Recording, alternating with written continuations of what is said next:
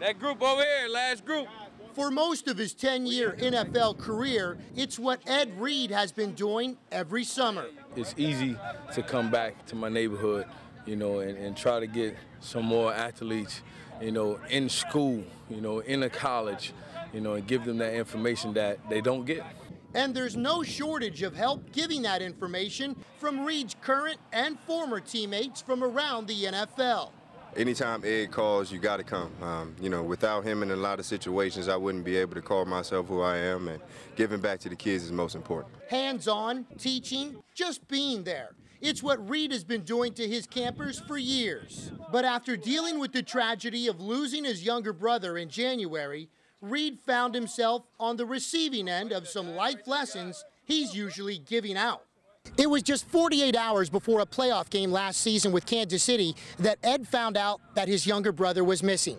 During that time, he leaned heavily on his family, but also his teammates in Baltimore and friends from around the NFL. It was a deep moment. We really found out how strong Ed was, you know, how mentally strong he was. But the guys had his back. He came out and played.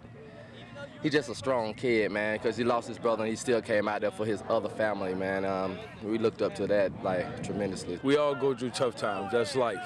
You know, I mean, trials and tribulations, none of us are immune to it.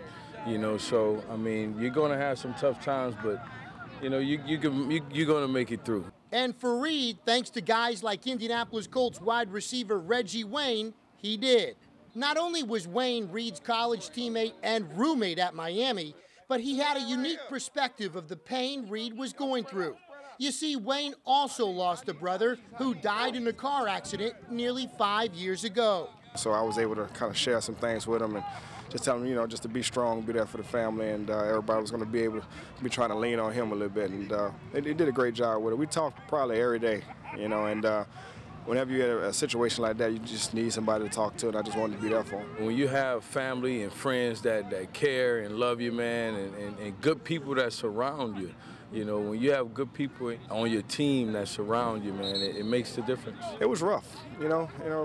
Ed's like my brother also. You know, I know his family real good, you know, so it was tough.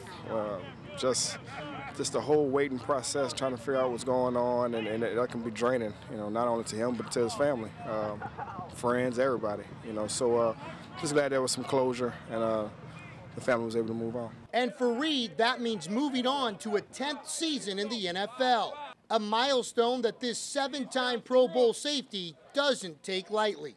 It's going to be fun, man. It's a milestone for me to keep playing this long, man, and I'm so grateful. And just blessed, man. I mean, a lot of guys I know don't make it that far. But Ed Reed has. And as much as his friends from around the National Football League have helped him through trying times, they also realize what makes Reed who he is. A lot of people look at him and they just know what he does, you know, on Sundays, you know, but he's actually a laid-back guy.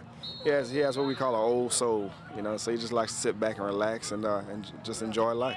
And after dealing with what Reed has had to go through this past year, those words resonate with even more meaning now. From Destrehan, I'm Feature-Richey for CST Tonight.